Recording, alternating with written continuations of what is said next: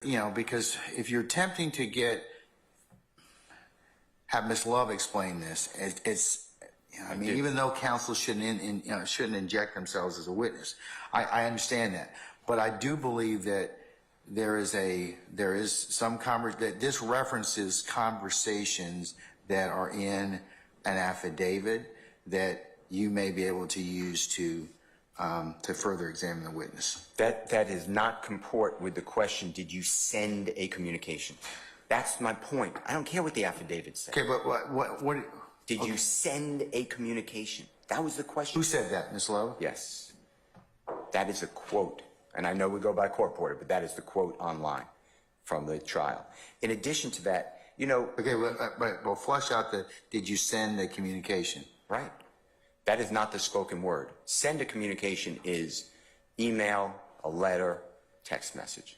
What did Ms. Bennett say about that? And that goes to the Bishop case. She said no. And the Bishop case said, well, she would have said yes, then what's the point of cross-examination? And, Your Honor, I hear what you said, and I respect it.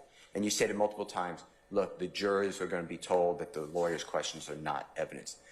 But that would do away with the unsworn witness rule. Every case, I have cases I cited to you from the 2nd Circuit, 3rd Circuit, 7th Circuit, 6th Circuit, 8th Circuit, 9th Circuit, 10th Circuit, 11th Circuit, U.S. Supreme Court, Georgia.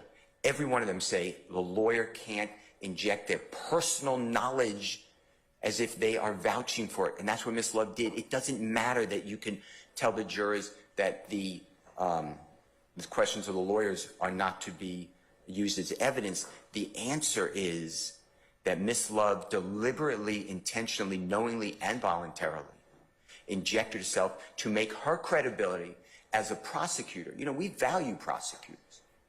We all value prosecutors. They have tremendous power that we bend down to and say, we give you this power. And Ms. Love has wielded that power wrongly. And she has she's not asking questions, she's saying, me. Did you tell me? Did you send the communication? She's holding text messages while she's doing that. Did you send communication? She is calling this witness, Mr. Adams, and the witness who has not yet been called, that it's not true. And I've never heard an objection except from this prosecutor where they put in evidence. Judge, this will not come into evidence. There's no witness to say that. That is testifying. And it needs to be explained. And I don't know why we're here. This was not my intention. And no, I didn't waive it. And we don't have to sit here. We don't lay in wait. Ms. Love was Bonner doing seems to indicate that that there was an objection made as to the unsworn witness. That's exactly what the basis for the objection was. You didn't make one. Yeah, but you got to read further in these other cases. I'm asking for Ms. Love to become a witness. She enveloped herself. She's intrinsically intertwined for whatever reason in what she did in the case. I understand that she said that other people around her on the bench. Other people around does not mean that they were part of the communication. Other people around doesn't mean they heard everything.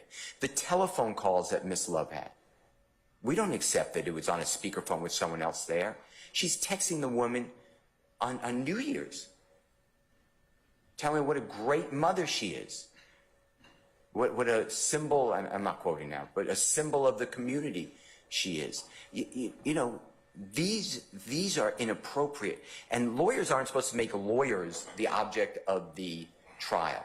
Ms. Love made herself the object of the trial, tried to cut the knees out from Mr. Adams by saying he has no right to ask that question because there's no witness who will say it. Those are all the wrongs that the ethical code and the case law tell us to do. I'm very aware of your time limit. I know there was issues. No, I'm going to let you have a little more time. So, but tell me about Rule 3.7. If there's any other case law that seems to that you want to point to my attention from Georgia, all the other of course states are persuasive. But is there anything else that our Georgia courts have indicated that would make out your argument in terms of the unsworn witness? And also, of course, it's discouraged that lawyers are witnesses anyway. So, and unless they're testifying, consistent with the proper circumstances. Yes, to answer your question, I believe I cited it. Let me just pull it up.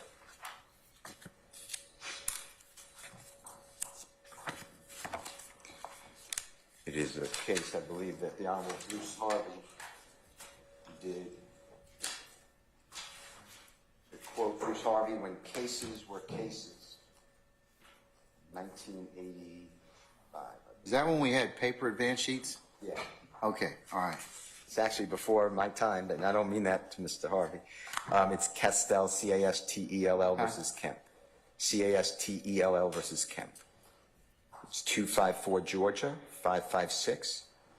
So you said 254 Georgia? 556. It's in your package if you care. And it's 331 Southeast 2D, 528. It's 1985.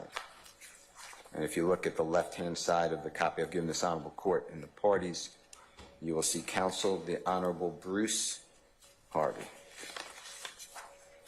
Is in this packet of materials you gave me? Yes, it is. It should be,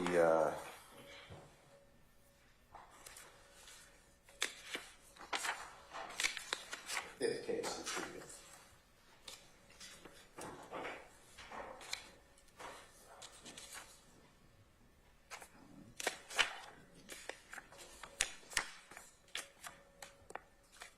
Fifth case I have is Dillon versus Common. Right after that. You have the next case, Your Honor. People versus You should have, it's a small case, so it may, the staples may click together, but it's Castell, C-A-S-T-E-L-L, versus Kemp. Do you have it, Wes? Should be the fifth one.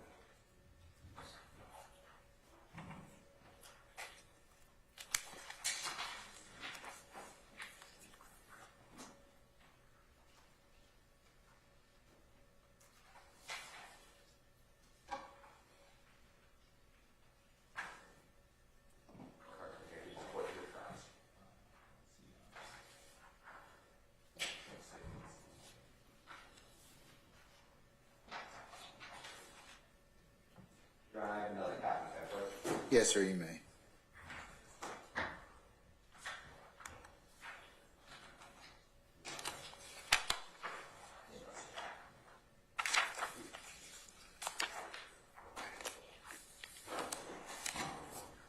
All right, sir, I now have Castell versus Kemp.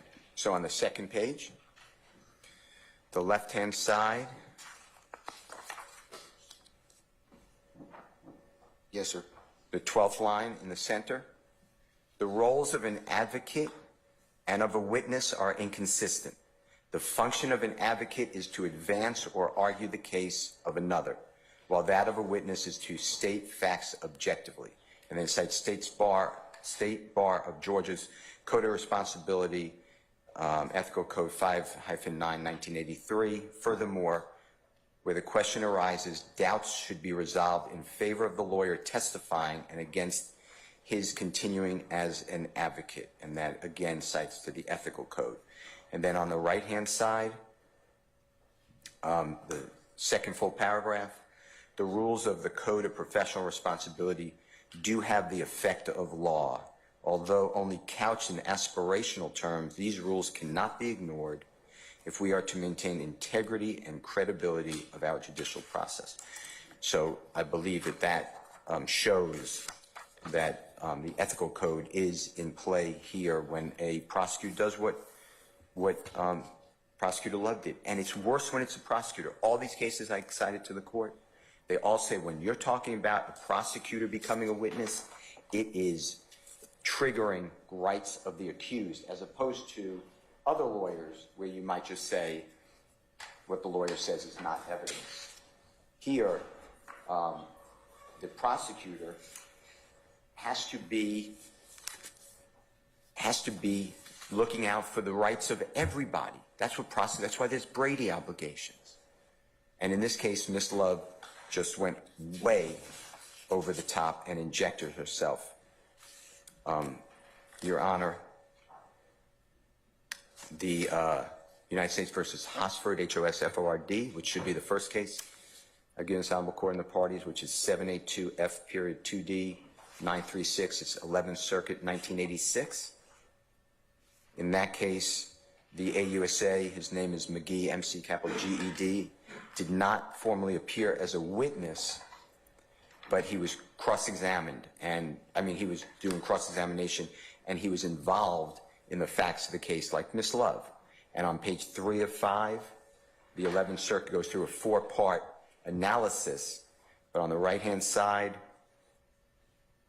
the 7th line in the center, specifically, I think this applies. The 11th Circuit said that third, the performance of the dual roles by a prosecutor might create confusion on the part of the trier of fact as to whether the prosecutor is speaking in the capacity of an advocate or of a witness, thus raising the possibility of the trier of fact, the trier according testimonial credit to the prosecutor's closing argument. And here, that's what we have. We have the cross-examination or the redirect examination or the direct examination of a, quote, hostile witness, where Ms. Love is, through her questionings, raising the possibility that the jury will think that they're giving testimonial credit to what she's saying. You can't ignore that, and you can't erase it. The fourth one, right after that, the 11th Circuit wrote, fourth, the rule reflects a broader concern for public confidence in the administration of justice and implements the maxim that justice must satisfy the appearance of justice. This concern is especially significant where the testifying attorney represents the prosecuting arm of a federal government. And I don't know how we got here. I don't know why the state thinks that this is no big deal, just cross-examine someone else. This is exactly what we don't do. It's an ethical violation. It is a lawful, legal violation. And I ask this honorable court to disqualify Ms. Love from going forward in our case. She will be a witness in the case. And we will ask her, we'll telegraph her what concerns we have. Why did she, I told you, what did she do at the bench to make what did she do? Outside bench, that conversation that was had reportedly outside. Right, what Ms. Love reported to us. That one where others were around, that's how it was said, others were around, not others were participants. The telephone calls, the announcement in front of the jury, it's not an objection to say there is no witness who will say what Mr. Adams said, that this was a theft and Jeffery Williams repaid the theft. And did you send, Ms. Bennett, did you send communication that the judge, I'm not going to go through it again, but, inappropriate things towards this court? And the answer was no. So that's why Bonner, I believe it's helpful. All right. No, Your Honor, thank you very much. Okay, all right. Ms. Juhelski? And can I say one other thing? Do you mind if I just say one other thing? Your Honor. Yes. I looked at my notes. It is Thursday as well as Friday, not just, I think I said earlier Friday. It is Thursday, some of these concerns. They came up on both direct and redirect.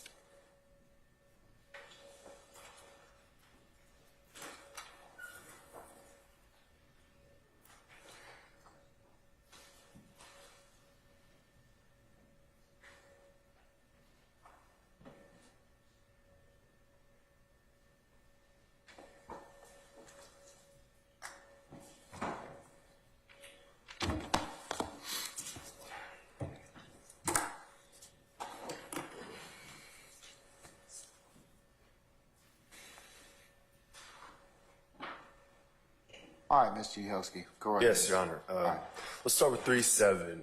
I'm sorry, start with what? Rule 3.7. The lawyer as witness professional conduct rule. I wanted to point out about Castell and in connection with 3.7, just while it's at the front of mind. Castell was a case where Bruce Harvey tried to argue his own ineffective assistance. That's the conflict that we're cited to when we're talking about Castell. And when we're talking about Rule 3.7, the lawyer as an advocate shouldn't be also a witness. It's true what Mr. Steele says about these rules having, binding effect, but there's nothing that says that even if there was a 3-7 violation, which we dispute, of course, that the remedy is disqualification of the prosecutor. The remedy, as far as I remember looking it up just yesterday, was public reprimand if there was a 3-7 violation in the first place. But that's not for me. That's the collateral offense. Sure. The collateral consequence. The legal consequence for the trial would be for me to they've asked me to consider that she'd be disqualified. Sure, but I guess the larger point about Castell, going back, is the idea of an attorney on a habeas to argue that their own performance at trial was ineffective. That's kind of an impossible conflict of interest. So I don't think we have anything resembling that here. And I want to go to the questions that Mr. Steele was getting into, and I'm not going to get too much back into the briefing because I know Your Honor has digested that. But starting with the comment about Mr.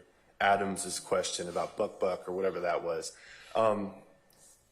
So it's a hearsay objection, and then it was followed up with, hey, there's not going to be a witness on the witness list. That's the attorney. You'd agree that she shouldn't have said that? At best, it's a speaking objection, and if the remedy for a speaking objection, Your Honor, is disqualification, guess how many defense attorneys we have left?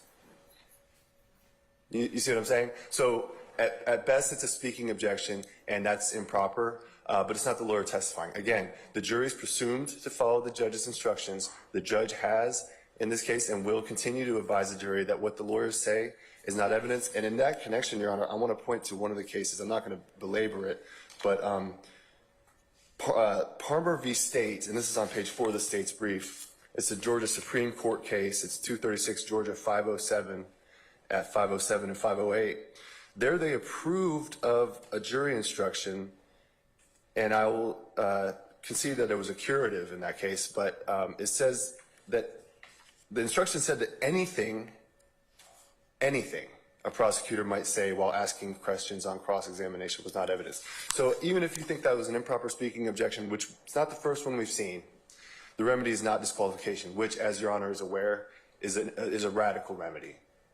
Going forward to this other communication, the second major point that Your Honor had asked us to discuss, this instance where Ms. Love asked Ms. A.B., isn't it true that you sent a communication talking about the judge can kiss your ass? That's just not good phrasing. Send a communication. It doesn't necessarily mean, it doesn't say, didn't you send a text? It doesn't say, didn't you send an email? It says, didn't you send a communication? That's just kind of maybe imprecise phrasing.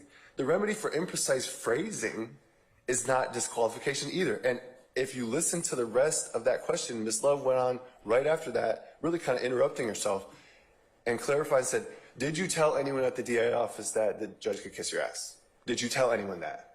So she heard her own imprecision, she corrected it, and then the answer was no. So we had this big argument about how Bonner doesn't apply because in Bonner the witness said yes.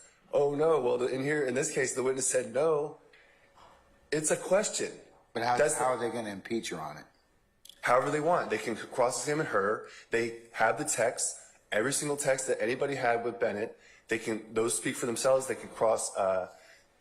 And the very next witness that I believe the state may call in relation to AB is going to be the investigator who was going to be present for these communications. And just to clarify, which I think wasn't clear, we're not saying, and it's not true that Ms. AB ever sent a text that said the judge can do this. That was an oral statement that was made, and Ms. Love said, hey, didn't you tell me this? And we can ask Ms. AB about it. We can ask the investigator who swore an affidavit to that effect, which Your Honor is aware of. And so there's no unsworn witness violation. And I'm not going to make too much more,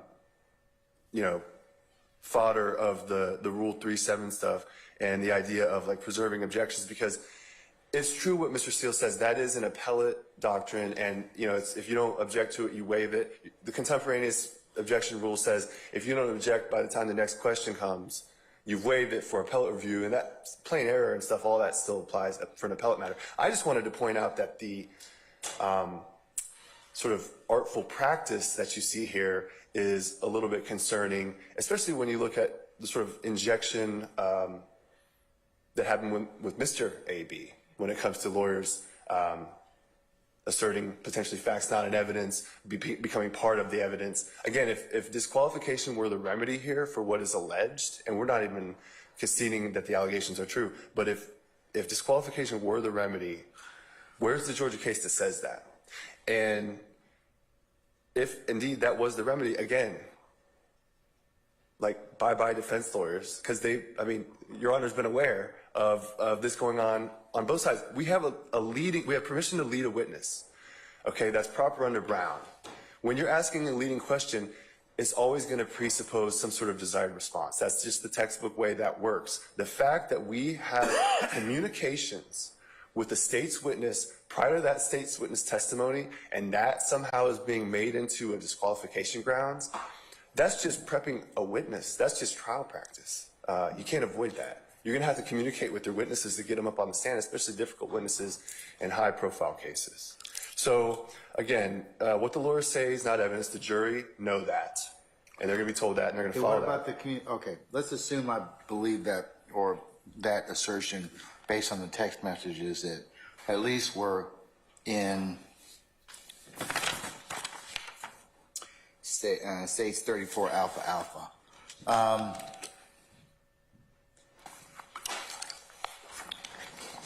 What about the communications that Ms. Love had with Ms. Bennett on the benches outside the courtroom that were not memorialized or witnessed by a third party?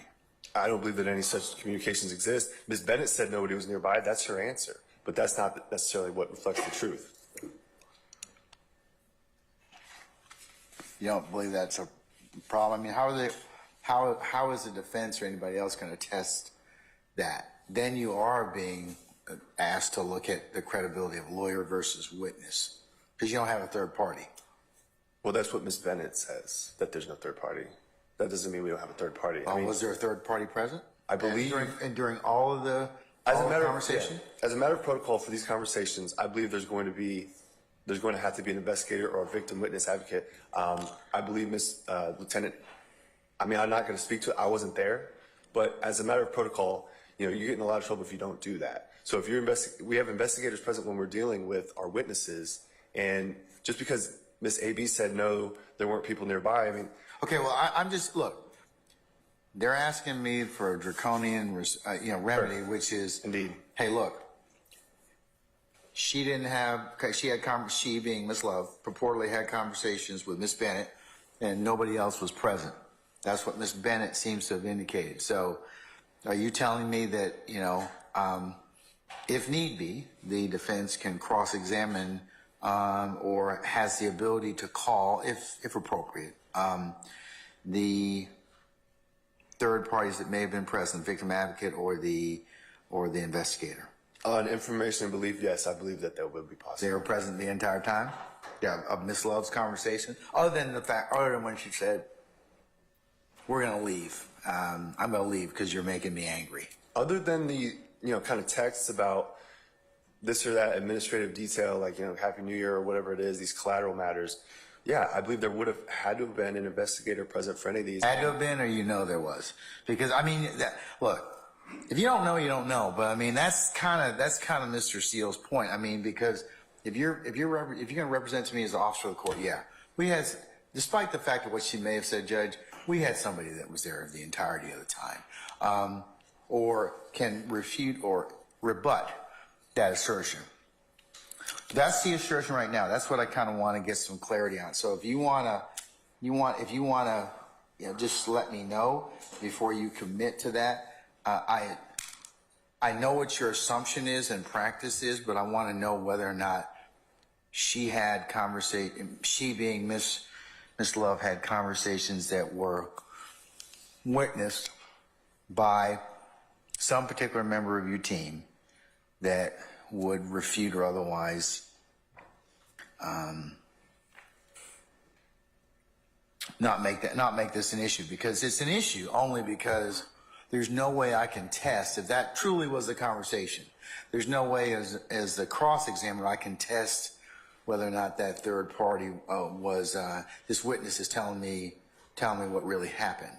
Okay, so I'm going to hold on that and let you. I have an update on that. Okay. All right. I believe the conversation that we're referring to, I'm being told there was an investigator present. Antonio Long was present for that. Okay. All right. So if need be, Mr. Long can be, if appropriate, can be examined on that. Okay. All right. What about this? What about the third group of statements? This communication by telephone at various times between Ms. Love and Ms. Bennett. And I want to say that is, let's see.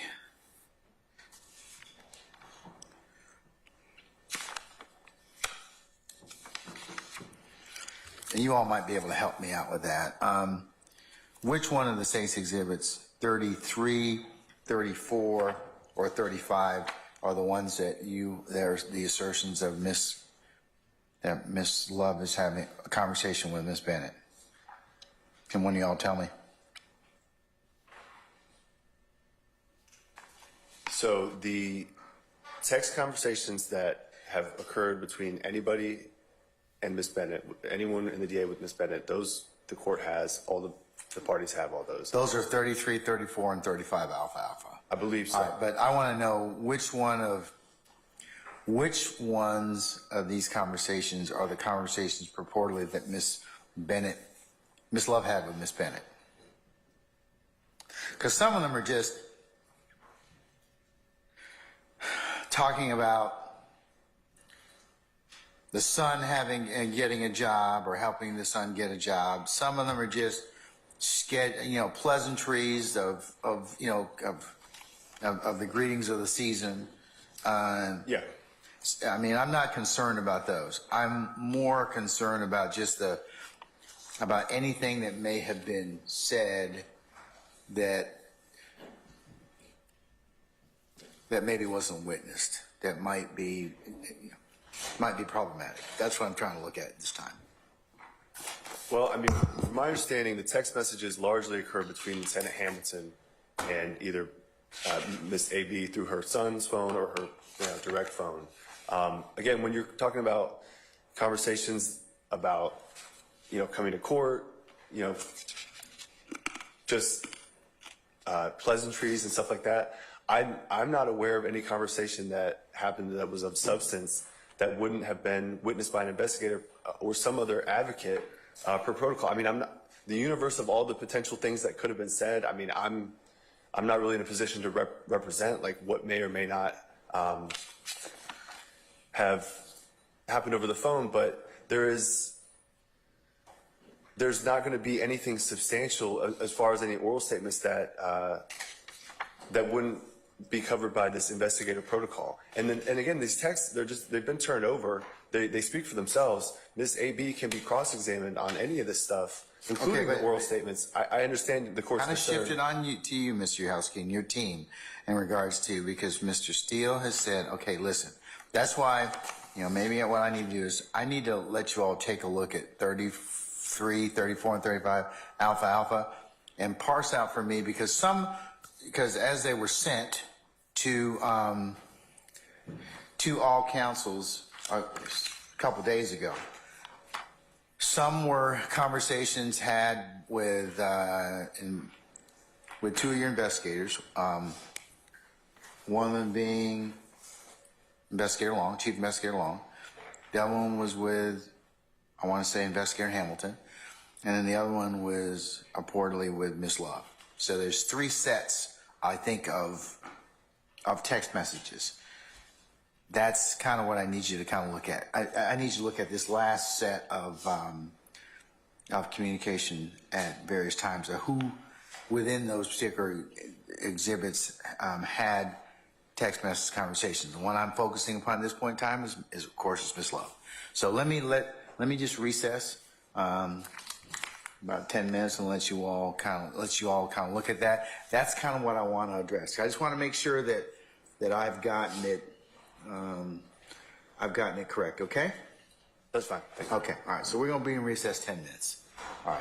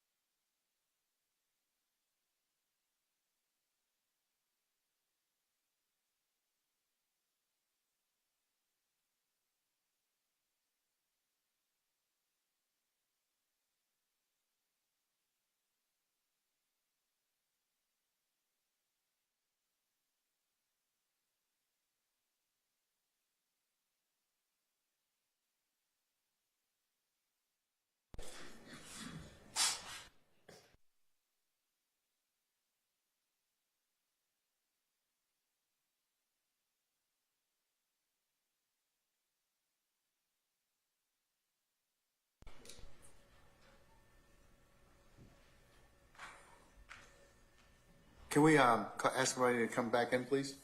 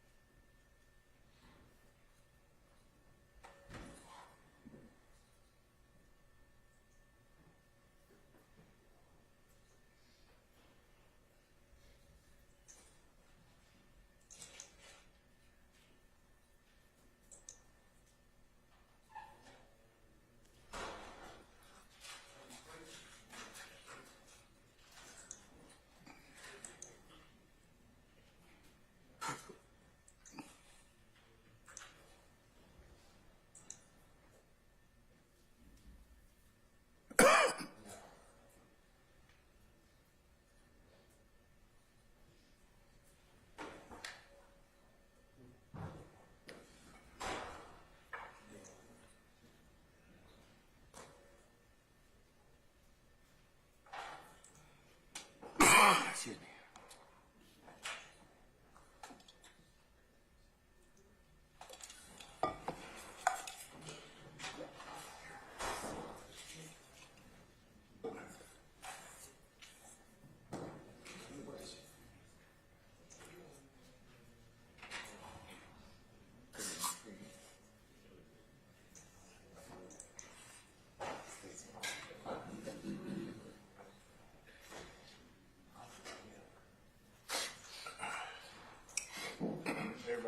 All right, thank you, Sergeant Ingram. All right, Mr. Uhelski, we'll be able to parse out as it pertains to the state's exhibits. All right, I was able to get some clarity on the two issues we left off on, starting with, I can emphatically state in my place that Ms. Love was never alone with Ms. Bennett for any oral conversations. As With it respect pertains to the bench conversation. Yes. Outside courtroom bench conversation. Yes, and that one, and I'll clarify that, it started out with Ms. Love and Antonio Long, and then there was this representation from AB about harming herself due to the fact that, the state wants her to testify, by the way. But after that point, Adrian was sort of backed off, and then Tamika Kelly and Partrina Baker then went ahead and got with Ms. AB at that time. And I will say, if Your Honor thinks that cross-examining AB on that conversation is You're not talking about enough. Ms. Bennett. Yes, sir. Okay, all right. If Your Honor thinks that the defense cross-examining AB on that conversation and the circumstances surrounding it and everything about it is somehow not enough under the Constitution, then you have those additional witnesses. The next part is the text message conversations, okay?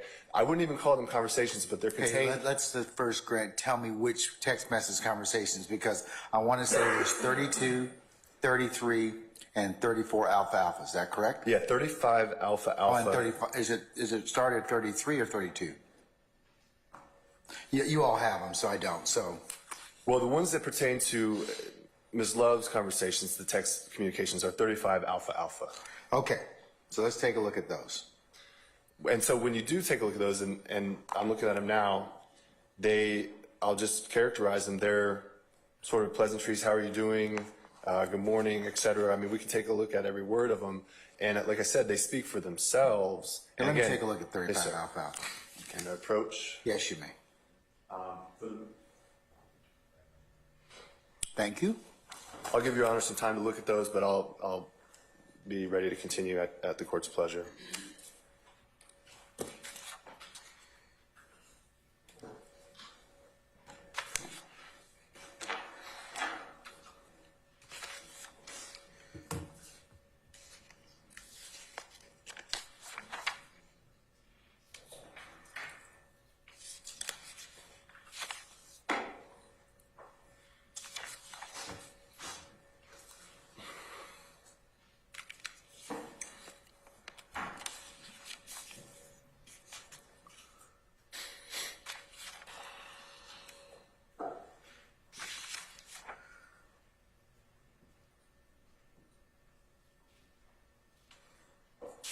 Okay, all right.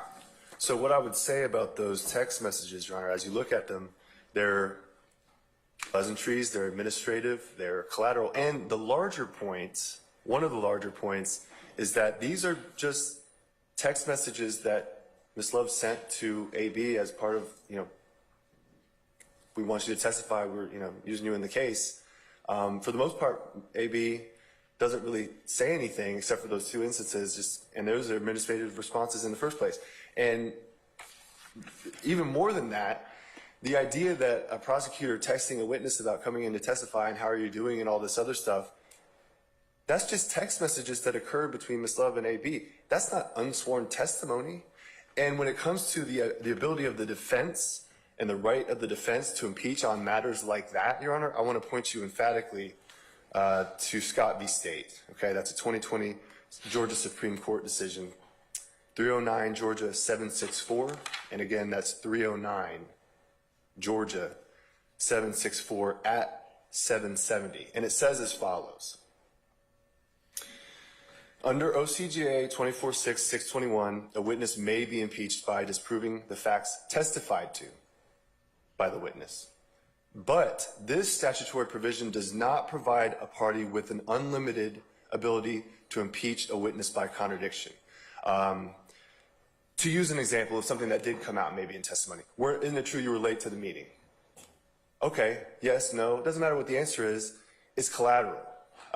Scott says, a party may not use extrinsic evidence to impeach a witness by contradiction on a matter collateral to the material issues at trial. Whether AB was late to the meeting, not material to the trial. It goes on to say that even under the former rule that preceded 621, a witness may not be impeached based upon a discrepancy relating to a wholly immaterial matter. And even further in Scott, going on to 771, it talks about how the person's, the ability to disprove something that's relevant to credibility, that a discrepancy on that point does not relate to a material issue in the case. So I'm going to leave the court with Scott. I'm going to leave the court with my understanding of the extent of the text communications that would have just been between AB and Ms. Love. But I want to leave the court with the final impression, again, reiterating that those text messages are not testimony. And really, if the defense wants to talk about them, they could ask Ms. Bennett. And so we would ask the court to deny this motion. All right. One more thing. Do you all have a copy of the affidavit for the material witness warrant? I'd have to do an order unsealing it. We can certainly. Do you have a copy of it with you, or do you have? Can you get me a copy as I collect? We'll provide a copy to the court immediately. Can you all get me one in the next 5 minutes? Yes. We're working on it now. All right. Okay.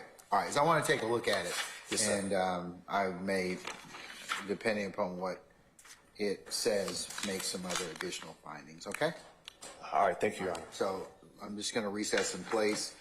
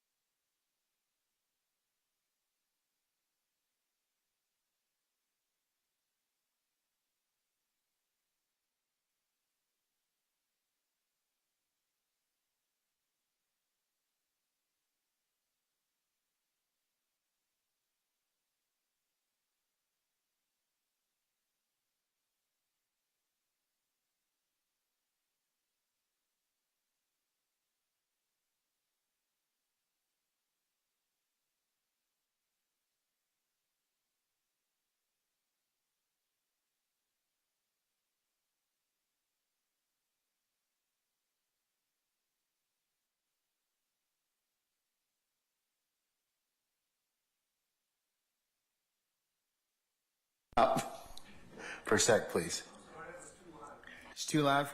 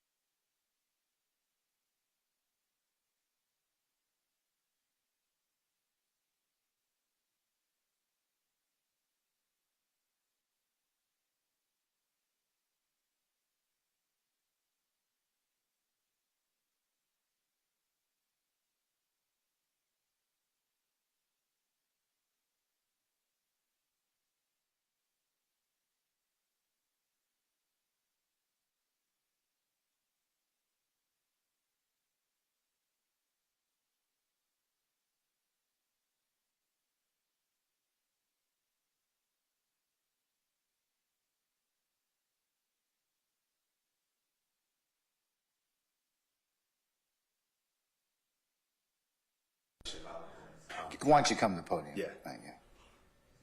I believe this is what the court's going to do, but we just wanted to make sure that we redact and make sure that it doesn't come out to the public, any of this biographical information, date of birth, address, stuff like that, if that makes sense. I think that could be arranged. Sure. Mr. Steele, what I'm going to do is I'll redact out the biographical data of the witness. No opposition. Okay. Okay, All right. thank you. All right, so we'll just do that before when I unseal it, okay? Thank you, Your Honor. Okay, all right. Christina, can I see 34 and 30? Yeah.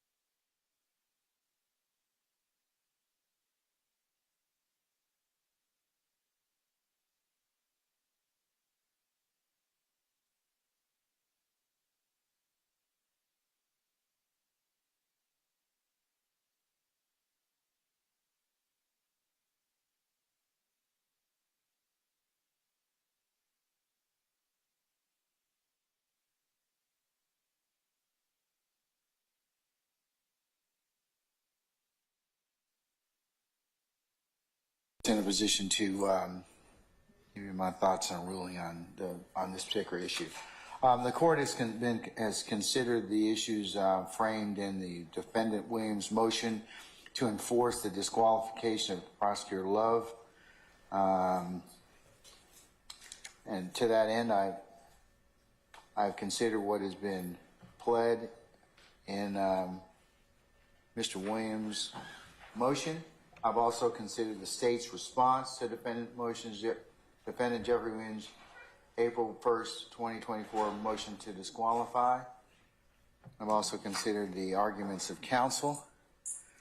I've also taken into account and will take judicial notice of the proceedings to include the transcript of proceedings on, and in particular, 28 and 29 March of 2024. And the court also has had the opportunity to review and consider the following exhibits. States 32 alpha alpha, states 33 alpha alpha, states 34 alpha alpha, and states 35 alpha alpha. In considering these motions, the court has also considered the defense's three groupings of the examination of Ms.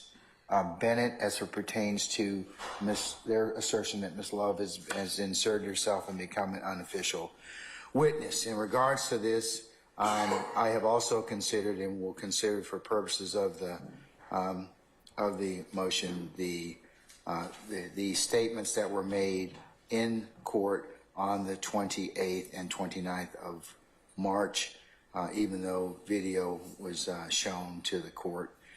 In regards to those, the official transcript will be the record that the court considers.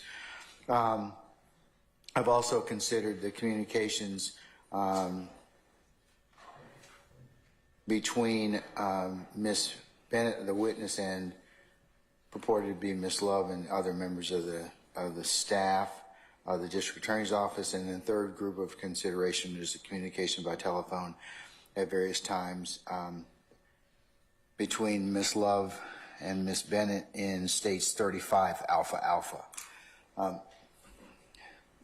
In considering those, the court has also taken a look at the cases that both the state as well as the defense has proffered and invited the court's attention in respect to this issue of Ms. Love and being an unofficial witness. The court has of note considered Bonner, as well as, and Bonner's at 192 Georgia Appeals 721, and also the court has also considered Cantwell versus Kent 254 Georgia at 556, and Scott versus the state 301 Georgia at 764 and 24-6-621, as well as rule for the Georgia Rules of Professional Responsibility.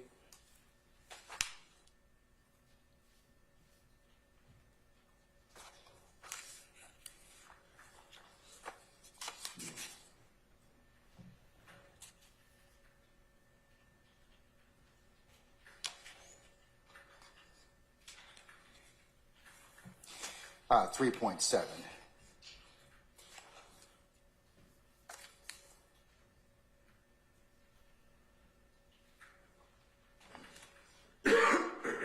To the defense's arguments and assertion in the first grouping that has been brought to the court's attention on March the 28th and March the 29th of 2024, the court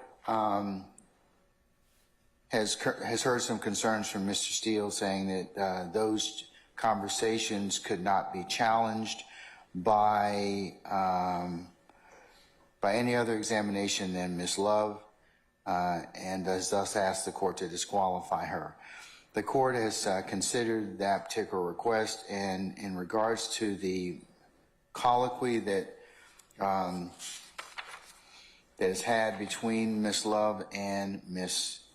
Bennett, as referenced from the transcript, in the interest of fairness and judicial economy and clarity, the court will unseal the affidavit as it pertains to the material witness warrant that the state sought to comply with to facilitate Ms. Bennett's complying with being here as a witness.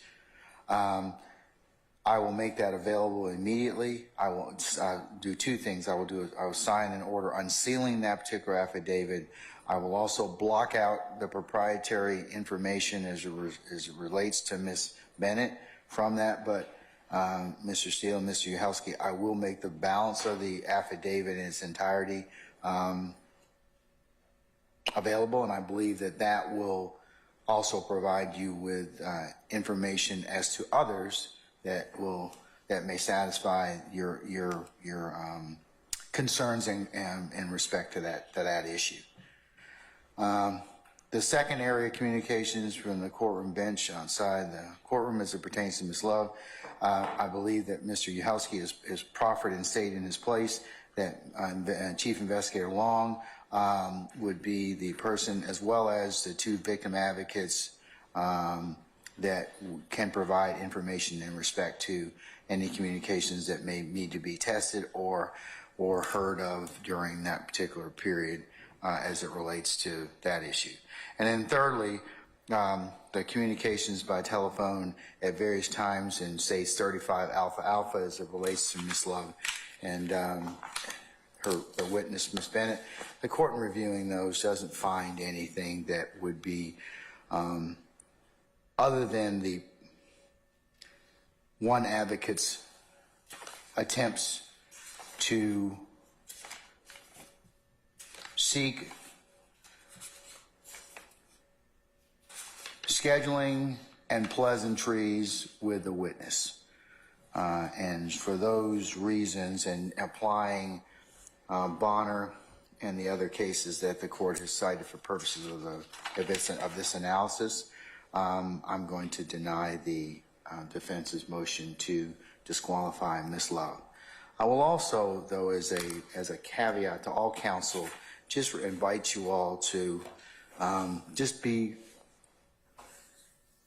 mindful of witness interviews and the importance of third parties being present for the reasons that our professional code of responsibility tells us, so we don't inadvertently make ourselves as lawyer as witness. So with that, that's the court's ruling. Mr. Uhelski, if you will prepare a suitable order for the court's consideration, send that to Mr. Steele, and if I could get that by next Friday, that would be the 12th of April. That would be fabulous. Okay? All right. Your Honor, Yes, Mr. Sharp. as Mr. Steele, I believe, was the only signatory of the motion and did the arguing, I just want to ensure for the record that the Harvey rule is still in effect. And It applies to all. So Thank you. Yes. Okay. All right. One other thing, Wes.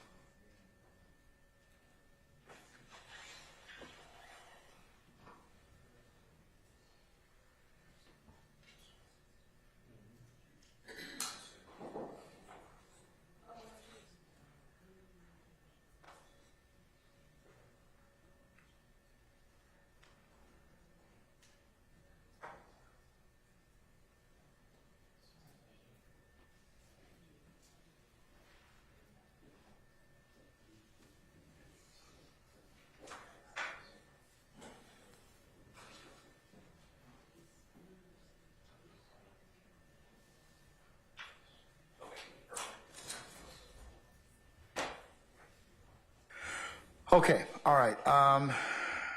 I don't think I have anything else I need to add or with you all, other than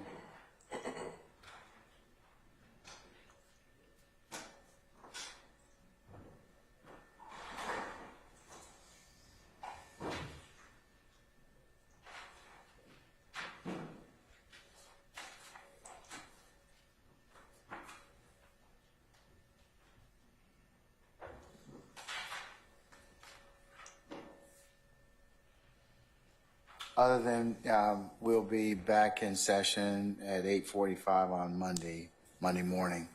I'll cover with you all my administrative order, and just to make sure it'll be entered and all of you will get a copy of it. Okay, anything else? Mr. Harvey.